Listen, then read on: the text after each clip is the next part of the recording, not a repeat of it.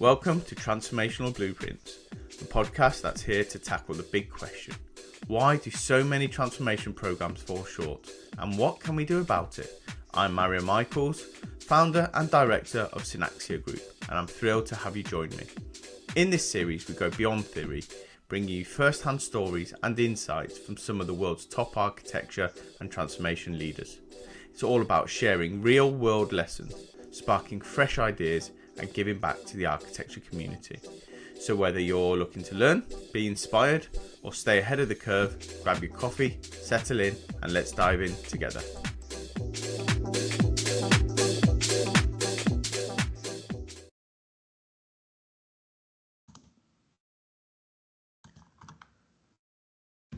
Hello everybody, and welcome once again to Transformational Blueprints. Today we'll be talking to Gerben Weirda about why you shouldn't become an enterprise architect. Gerben is author of Chess and the Art of Enterprise Architecture and Mastering Archimate, now in its 5th edition. He's also a writer and a speaker about IT and society from a technical background like quantum computing, generative AI, to the management of complex IT landscapes, to the effect of the digital revolution on society. He likes to make things clear and seems to be addressing the hype. So, Gerben, welcome to the show. Thank you. So, we always start with a bit of background. Tell us a little bit about yourself and how you got to where you are now. Right. Well, if you ask me how I got where I am now, I would say coincidence, right? But I studied physics in the 1980s, and I wasn't a brilliant physicist. Okay. But I did a minor in information science. I always thought computer science is a weird name because it's not about computers, but I was much better at that, and I found it fun too. So I kind of ended up in IT, first at university, then in industry, and I've been in public sector, private sector. So I come from an engineering side. Okay. And I've been mostly driven by two things. I probably would say it's the beauty of elegant answers to complex questions, right? So you have always these complex situations, and if you have something that you really have an elegant solution for, that's enjoyable, right? That's the fun of the subject. And of course, IT has become more complex over time, and companies have become more complex over time. So, and the other thing that has driven me is kind of a strong dislike of what I would call simplistic shallowness, right? So all this complexity also drives a lot of people kind of giving very convincing sounding simplistic answers, which generally are wrong. And I'm also a little bit driven by kind of preventing this wrongness from damaging the organization, the solution, society at large, whatever. So, and I really like, in the moment. Yeah, absolutely. And I really like speaking and writing. That's an important part, of course, of my life. At one point, and I kind of enjoy helping people to understand things, right? So, what's this Gen AI all about, right? So then I kind of, I actually understand this stuff. So let's see if I can make it clear for other people that they really understand what's going on. Somewhere during my studies, somebody told me you're a born teacher, but I stayed away from that. But it still is there, right? So I like to teach. I like sometimes once in a while I give a training. I really like to do that. It's really fun to do. Mm-hmm. So it's still there. So I'm kind of a teacher / preacher maybe. Mm-hmm. Okay. So what's your remit currently then? Tell us a little bit about where you are and what you're doing. Yeah, well, I actually, we could stop right here because I'm no longer in architecture. Okay. But no, I'm currently part of the effort of transforming the entire Dutch pension system. That's something like 1.6 trillion euros in assets for 10 to 11 million participants, and they are all legally bound to go to a new way of handling pensions. That's not the state pension, but say what they call the second pillar. So the thing you save for. Yep. And so that's kind of after I've been kind of in IT for almost 45 years. Wow. Okay. Starting at high school level when I first encountered it. and with it a EA. So that's now become kind of a hobby side activity. I still write about it. I still do some stuff about it, but my day-to-day job is no longer in IT. It's in pensions. Yeah. Okay. Got a question from our previous guest, Steve, who wants to ask, how much value do you place on recruitment partners? Are they really engaged with you and understanding what you want to do? Might be less relevant for you at the moment, but as far as I've had to do with recruiters from a hiring perspective, right? Yep. The honest answer must be no. Mm-hmm. So, but again, that's also an impossible task for a recruiter, I think. Certainly as far as I'm concerned, right? Yep. So for me, recruiters deliver resumes. And the quality of the recruiter depends on kind of how good their pool of resumes is. Mm-hmm. After that, they send me resumes. I look at them. I talk to people. And, all the selections I have been involved with were about engaging with candidates, having interviews. Interviews with me generally are very intense for candidates. And then suddenly you find out the people who like that intensity, those are going to be really enthusiastic to work for your team. Mm-hmm. Because they kind of, they people generally really, they get motivated by content, right? Okay. You don't motivate people with money. You motivate people with actually the work they do, the team they're in, etc., etc. What happened a lot is that we, for instance, hired people as an external provider, and then at some time said, "Can't I, come and work for you?" So recruiters know. I've the other way around, yes. I've been recruited, but and I didn't make up that question. Obviously, that's come from a previous. I'm glad I put that on recording, by the way, because it might just seem that, and that's not the intent of this. So I appreciate you're not in architecture anymore, but you're a thought leader in that space, even to this day. What do you think makes a great architect in today's world? Experience, I think. Okay. So you can interpret that in two ways, right? What turns somebody into a great architect? That's experience. I don't know any good architects straight from university, right? So there's another way you can actually interpret that question is, what is a good architect made up of? Mm-hmm. And then somebody would normally say analytical skills, communication skills, bravery. Yeah. The thing that's often really forgotten, that's kind of the context. You can be a very good architect if the environment, the management, even luck, gives you the opportunity to be one. Yeah. I know people who've had the same qualities over the years, who in one situation were totally ineffective, and in another situation were brilliant architects with brilliant results. So people often forget that it's not just the architect who has to be good at these things, but he also has to work in a receptive environment.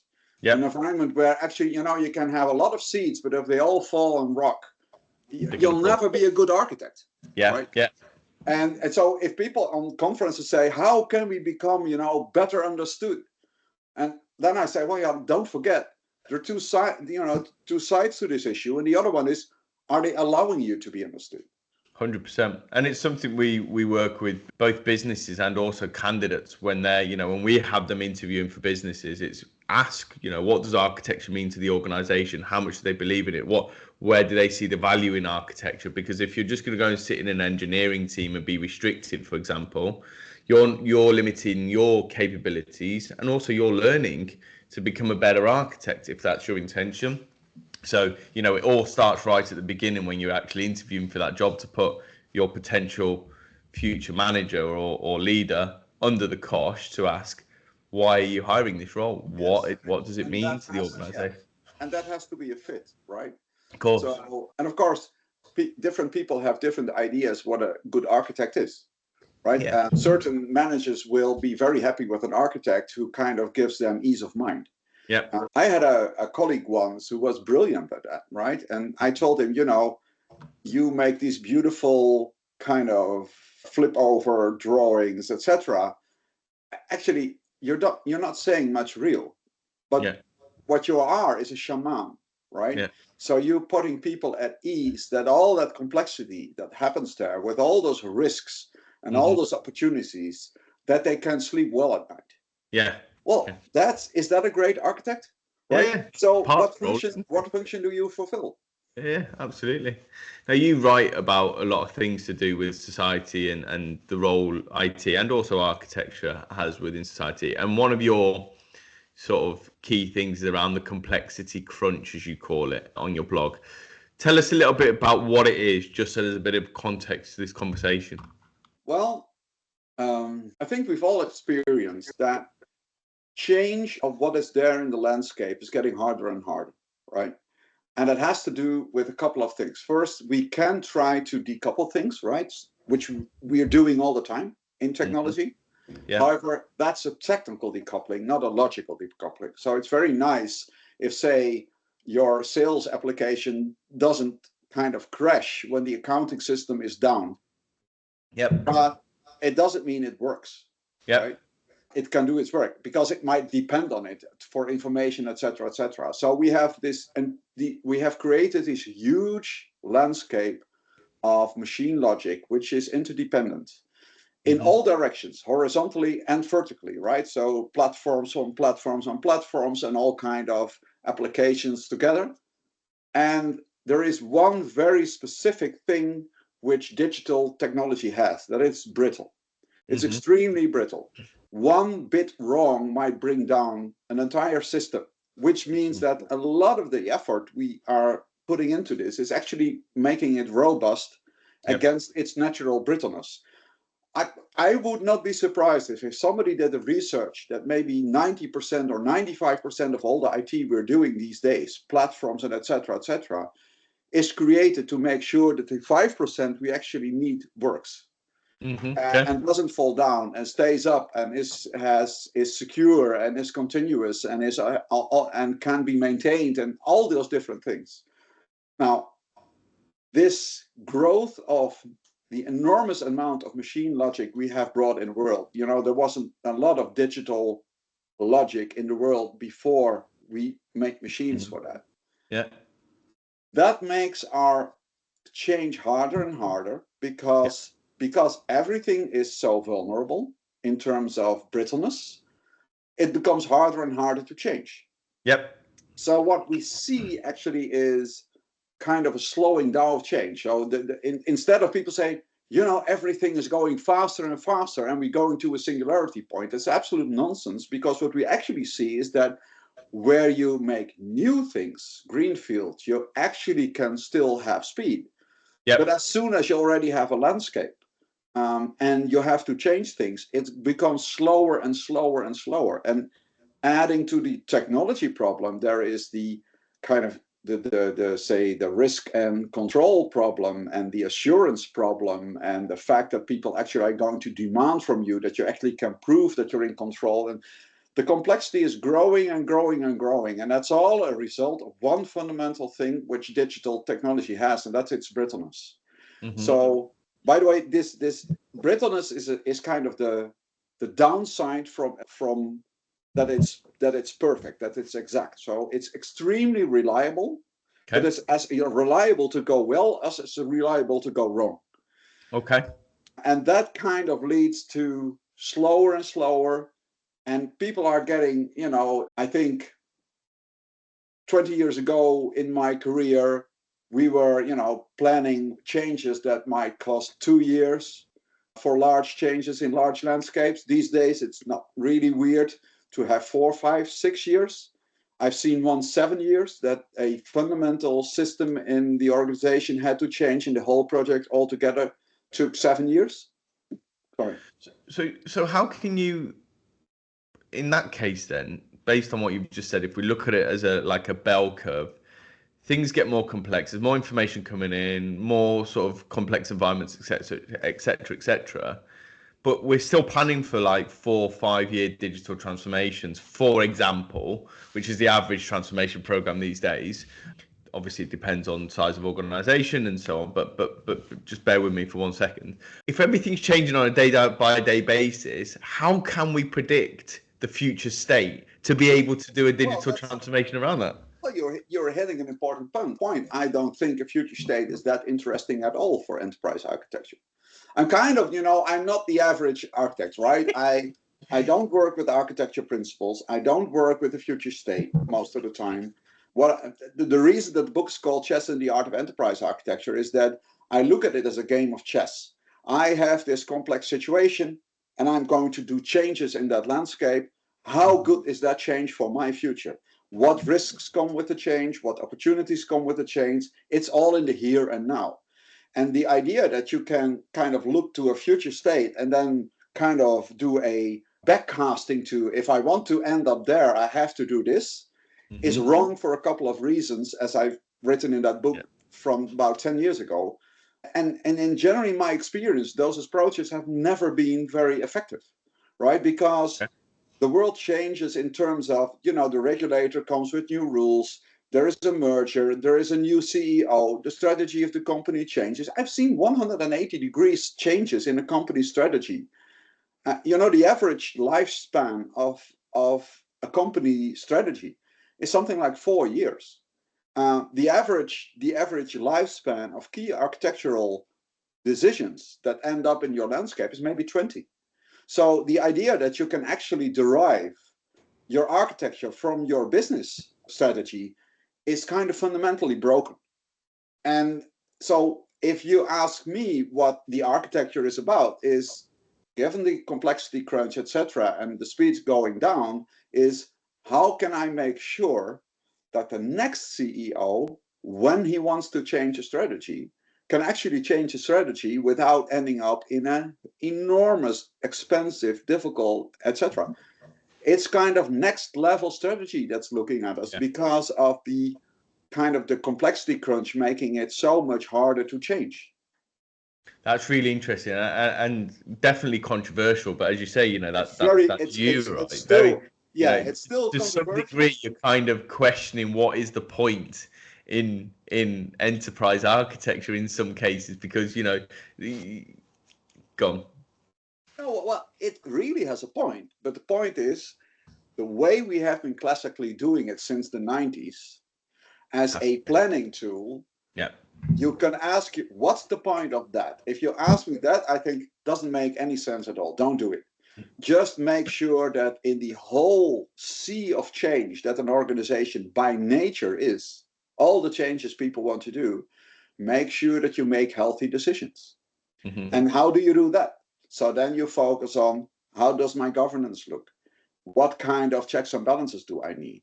How do I, etc., etc., etc. And then it turns out that the very simple things as, if we all go in the same direction, it ends up well, right? Which was being told to us 20 years ago or 30 years ago. Or if you have these 10 principles, then every complexity will disappear. Or 30 years ago, they had these kind of very large sets of reference architectures, which were completely unmanageable and unworkable. And we have seen a lot of those things. None of these have actually worked, which is why everybody is still in the same situation. And I don't know many managers who are actually happy with IT. IT is always the problem. Okay. And that leads me on to the next question, which, do you think Gen AI will help us with that complexity problem? Have I opened the Pandora's box? No, not at all. And it might be doing the opposite. More look at it as a societal perspective, right? If we're all going to use, say, ChatGPT, which has a certain language, right, which comes from average language of everything put into it and all the fine-tuning that's gone into it to make it harmless, helpful, and honest, and whatever. You see how we now glue ourselves against a very huge system, which has the weight of billions of parameters and algorithm use of those parameters and trillions of training data. So how fast is society going to be able to adapt? Will even language change slow down because of this? Because we all are starting to interact with that same system. So is this going to help? No, it's only going to make it more complex. Yeah. It's just another big tool. Yeah. There is no sign whatsoever, and I think even maybe fundamentally impossible to get AGI from this, but we will get a lot of kind of useful tools, a lot of noise and junk too. Yep. The interesting things like, how much scientific papers are now generated by AI, hardly checked, end up in the world. How are we going to actually find out which ones are actually worthwhile? Valid and worthwhile, right? Yeah. So we're going to drown. We're going to need other AI to actually spam filter the real stuff out of all the junk that's coming out of this. Is this going to help? No, because this is more an art than a science. That's one. And making these kind of good design decisions at all levels, I don't see AI, especially not generative AI, help with any of that. Making it more harder. So we spoke about complexity crunch. One of the other things you sort of reference in your blog as well is the psychology of architecture. Yeah. And you discuss how architects not only need to sound technically great, but also have the ability to convince others. And I've always said, architecture is kind of like a sales role. You've got to be able to influence and persuade people, and you've got to be really effective at that. How can architects develop those persuasion and influence skills to be more effective? Yeah, that gets back to what I said before about the context, right? You're operating in a context. I might share with you a story from my personal experience a long time ago. Yeah. There was this setup there was an organization which was a partner of another organization. This was government, right? Mm-hmm. And they had to work together on one big IT initiative. And the guys who were in the driving seat, they were driving this extremely hard, right? Okay. But they had kind of made a very fundamental error based, by the way, on an architecture principle at the start of this. Mm-hmm. So their whole setup would never be robust. It would never work. Okay. So I came in at some point in that other organization, and I looked at that whole landscape, and I thought, well, wait a minute, you have made here you have combined such two fundamentally opposing approaches to what is one integrated system, that it might work, but as soon as one error appears, you have to painstakingly stitch everything together again, and that will never be solved unless you change one of your fundamental parts. Yep. So they had a new architect too. So I talked with this guy. He was external, and I showed him this, and he immediately recognized, and he said, yeah, this is true. This is a fundamental problem, and we're not going to solve this along. We kind of using band-aids. We will be working on this for ages and never get anything. Yep. So he got back to his organization, told them this, and this was kind of an environment which is really aggressive. Mm-hmm. So I got an invitation of the manager of that other part. Yep. So I come in and I get my cup of coffee, and we sit in his room, and he says to me, well, I've told you, I've heard you are against Project X. Well, let me tell you, I had one of those last year, and I picked him up and I threw him out. And I sat there and I think, what's happening here? Yeah. So my instinctive reaction was, and does that help? Yeah. From that moment on, it was war, right? So this guy, he did not want to engage in the actual problem he was having. Yep. But he had no understanding of the technology whatsoever. And he was trying to get this done by pushing it through very hard. Yeah. And by the way, he had been successful in the past with that, right? So it can work. Now, this ended up in being kind of because I was a different organization, so this was kind of a Cold War, right? Yeah. But we had, somehow find a way to work together. And I had a very brilliant coach at the time. Mm-hmm. And she taught me a trick. And she said, okay, you have this kind of mediation Yep. agreement with him that you're going to drink a cup of coffee together. Mm-hmm. You're getting a kind of this is your goal for that meeting. No content whatsoever. Make sure he likes you. Yeah. And I always had been a very kind of content-based guy, like most Yep. architects are. What's the right solution? What's the right Yeah. technology? What's the right thing? And I always had thought, well, yeah, sure, you should. I had good rapport with all kind of people I work with, but kind of, is this important? I never thought it was that important. Yeah. We're all functional. It's all Yeah. rational. Yeah. And we went into that, and I pride myself. He has to like me. I was totally surprised. This is a very long time ago. I Mm-hmm. was totally surprised coming out of that meeting that actually I never got so much done content-wise than when I went in with that approach. Yeah. And afterwards, I tried to analyze what happened here. And what happened here was that I was not busy kind of Fighting. thinking about the best solution.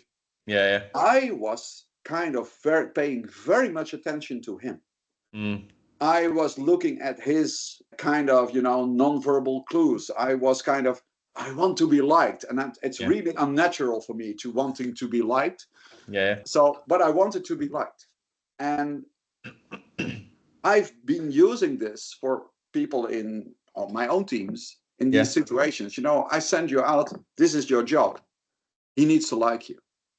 And it's been a wonderful kind of simple trick Yeah. I've learned that says something about how important psychology is. Yes. And on this is a simple problem, but then we run up against that we might have to do with people who have kind of, say, convictions.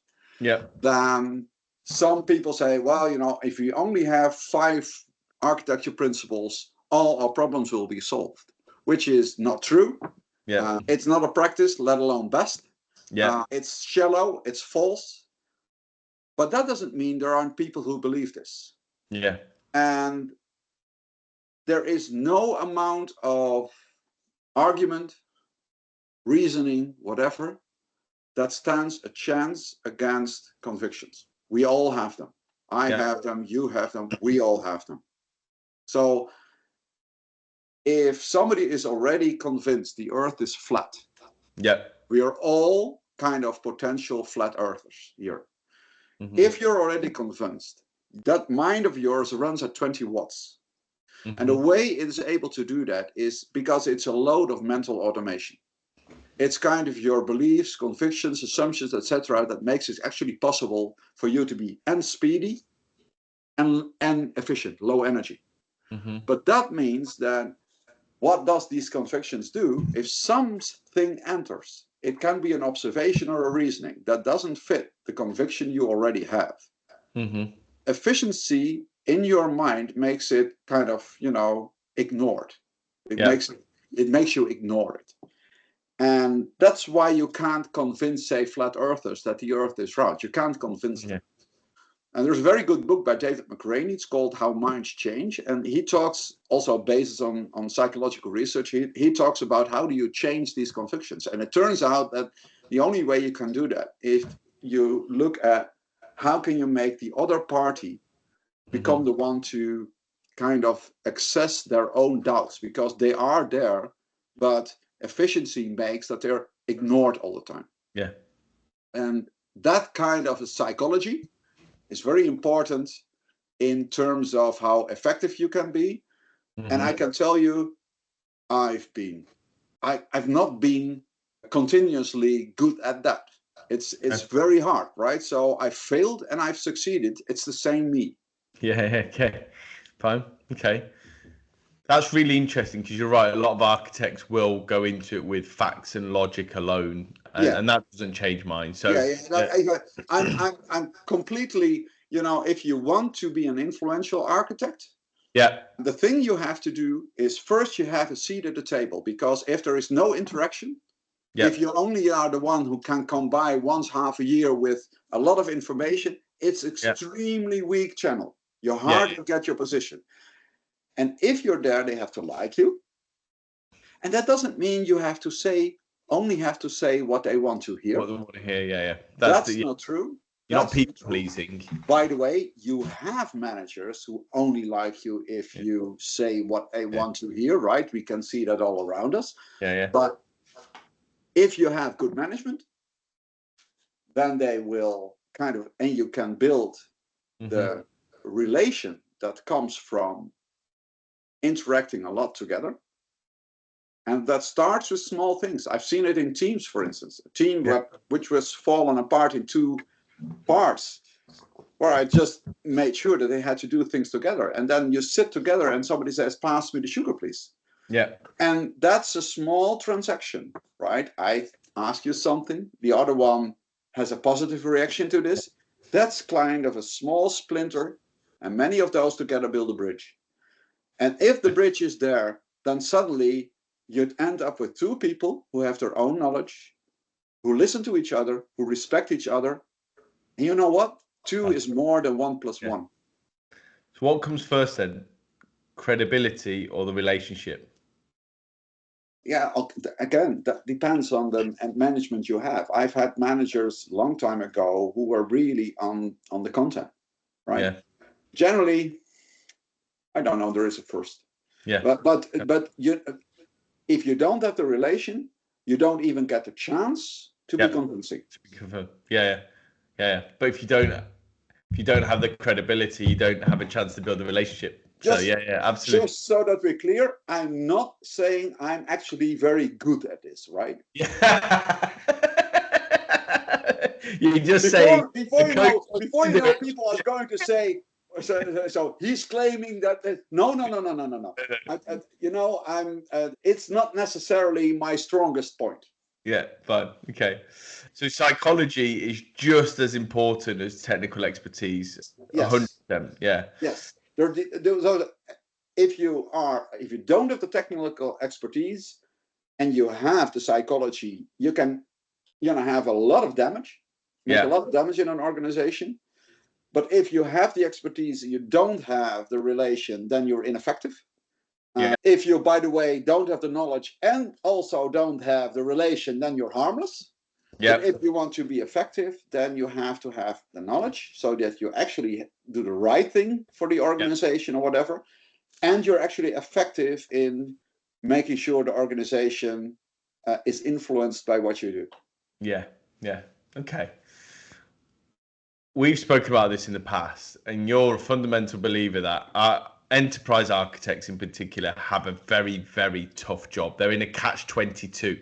They're the ones that bear the bad news about the limits of change most of the time to people that don't necessarily understand how that change comes about, so non-technical people, and they have to simplify the language and so on, and we'll come on to that in a minute. But architects ultimately are in a catch-22, and that's why your advice is don't become an enterprise architect. But how do you approach difficult conversations with leadership whilst maintaining that influence and credibility?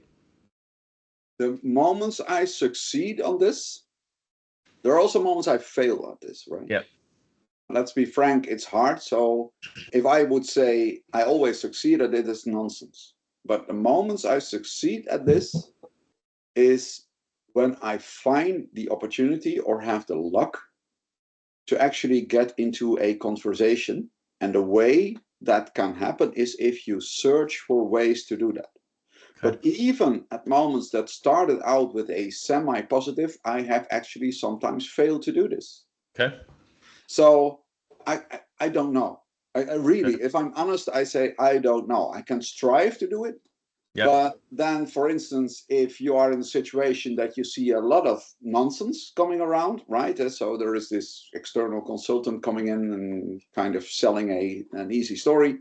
Mm-hmm. Then sometimes you are in a situation that you have another catch-22. That's the catch-22. If I don't tell anything now, if you don't say anything now, they still like me.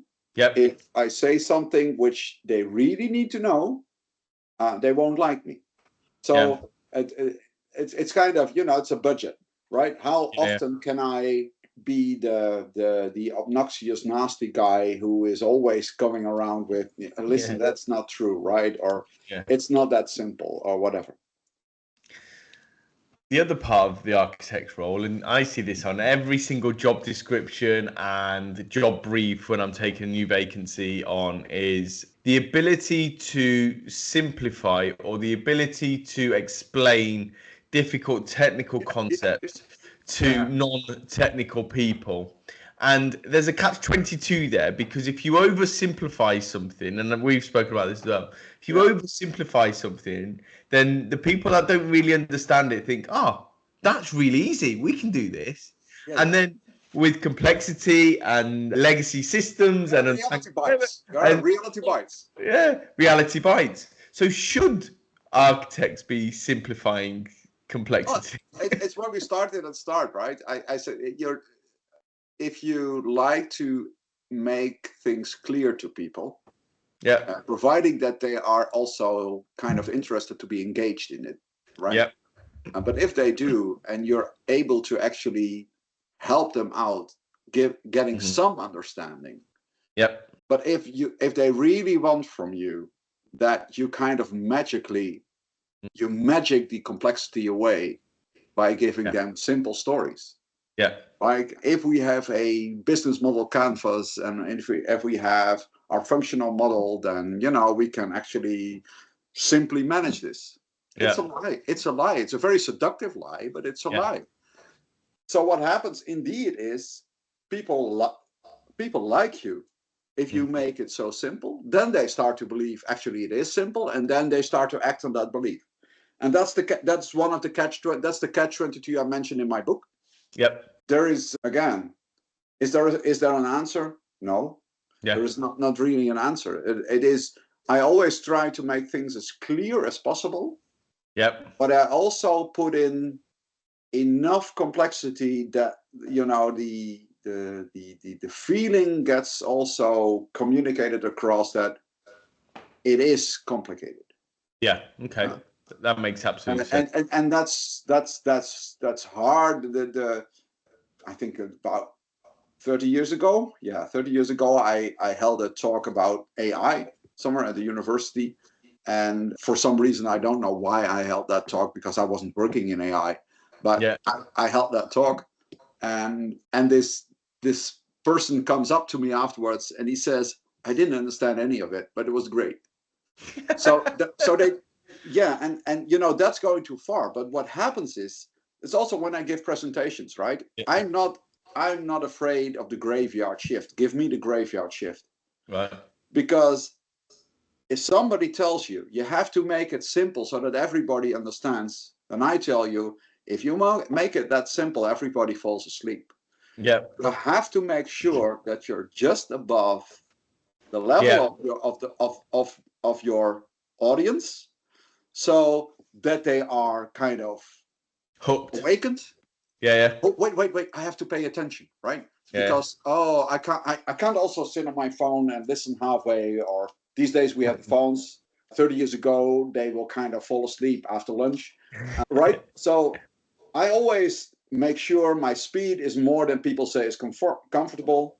The level of detail is more than what's on average comfortable. I lose a few people, right?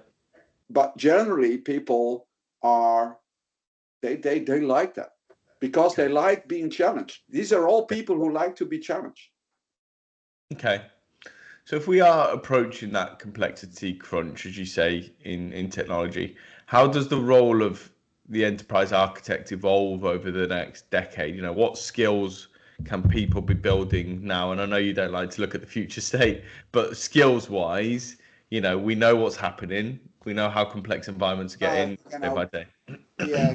Get knowledgeable about things like scenario planning, what's called pre-mortems, stuff like that have to do with handling uncertainty. That's one. The other one is make sure you understand that nobody knows everything about everything. So it's always a matter of coalition, right?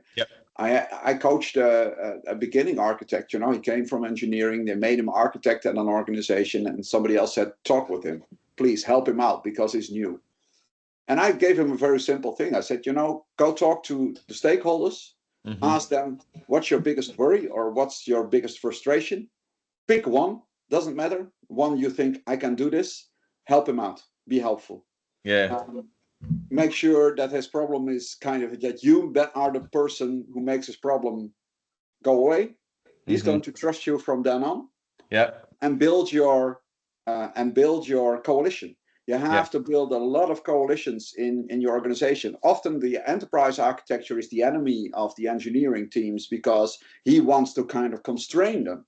Yeah. No, never. If I talk, I've had talks with security people. I said, your biggest supporters are the engineering people. Yeah. They really want to be secure. Really. Yeah. Yeah. They don't want to make errors or whatever. So, and they have all these ideas to do that. So if you make sure you work together, so that turns into consent-based decision making, that turns into all kind of stuff you can do, checks and balances, make sure you have your independence, make sure you have your escalation ladders well done, etc. And then the final thing is you can have the best structure in the world, and if you only put people in who don't understand anything, it still won't work. Yeah. Okay. Brilliant. We're going to move on to our quickfire questions now. Again, I probably know the answer to this, and we've spoken about it a little bit. But what do you expect 2025 will be a game changer from a technology perspective? None. Nothing. There are no silver bullets. Yeah. Right? Yeah. There are no revolutionary game changers. The thing we are currently seeing as the revolutionary change, which is Gen AI, the kind of brilliant idea that Vashwani had was in 2016, 17. Yeah. That's 7 years, and nothing has kind of changed since. If you look into the reasoning models of today, bottom line, it's still the same thing. Yeah. Okay. So revolutionary game changers, no, please. Don't waste your time on panaceas, on silver bullets, on wonder medicine, whatever. Slug it out with the real complexity, right? Don't flee. It's fight or flight, right? Yeah. No fight. Fine. Okay. Any advice you wish you'd received earlier on in your career? Yeah, make people like you. Earlier. That I got the advice. Got the advice, but I could have used it about, say, 20 years earlier. Yeah, fine. From a talent perspective specifically, and we've kind of touched on this, what's the biggest change you expect to see over the next 5 years within architecture? I don't expect no change.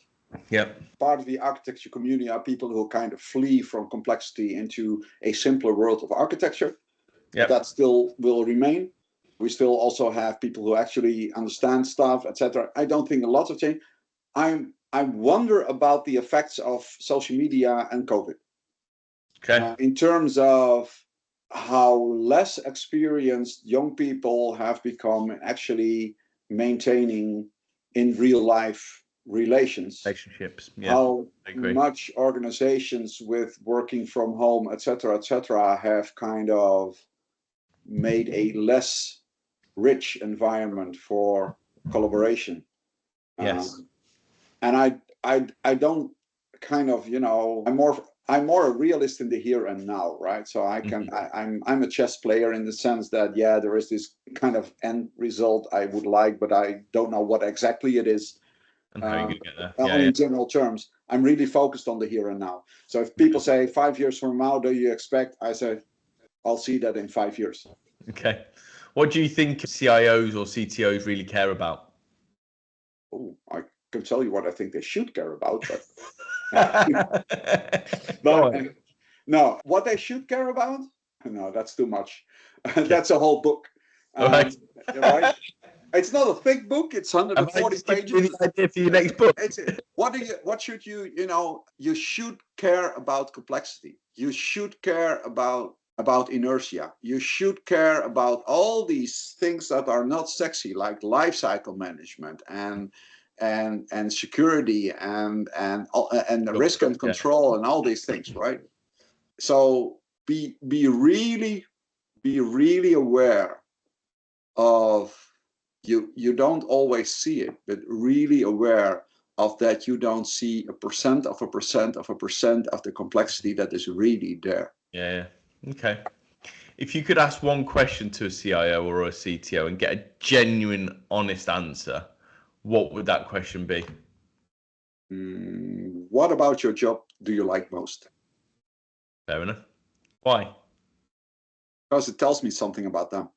Fine. Okay, yeah, back to the relationship bit. Okay, so what's your question for the next guest then? All right. Well, in moments we have a lot of architects, right? And they are kind of placed in different teams. There was this one architect, and we were really frustrated about something not going right. Okay. And we looked at each other and we said, forest ranger, maybe that's a nice job. And that for us became kind of a code, right? Okay. So as soon as we were in a situation, we thought, oh man, why do we have to do this? Why is it so difficult? Why can people just not kind of listen to each other, or get together, or whatever it was? And once in a while, we look at each other and say, forest ranger. So the question for your next would be, what are the moments that you thought, forest ranger, maybe that's a nice next career move. That's the moment you thought, I should get out of this business. Okay, fine. Yeah, good question. Well, sadly, we've run out of time. Thank you so much for that really insightful podcast episode. There's loads of key takeaways there for our listeners. It's been really interesting, and obviously a different perspective as well, which has been fantastic. So thank you so much for going into detail around why people shouldn't become an enterprise architecture, around the complexity crunch and the psychology of architecture. So thanks once again, Gerben, and thank you very much for your time. You're welcome.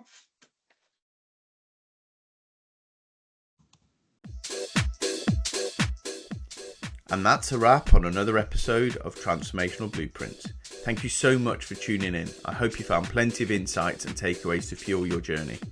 If you enjoyed the episode, I'd be incredibly grateful if you could share it, leave a review, or give us a like. It helps us reach more people in the industry who can benefit from these conversations. Don't forget to follow Synaxia Group on LinkedIn to stay updated on new episodes. The links are in the show notes. Join us next time for more tips, strategies, and stories from some of the brightest minds in technology and transformation. Until then, take care and keep transforming.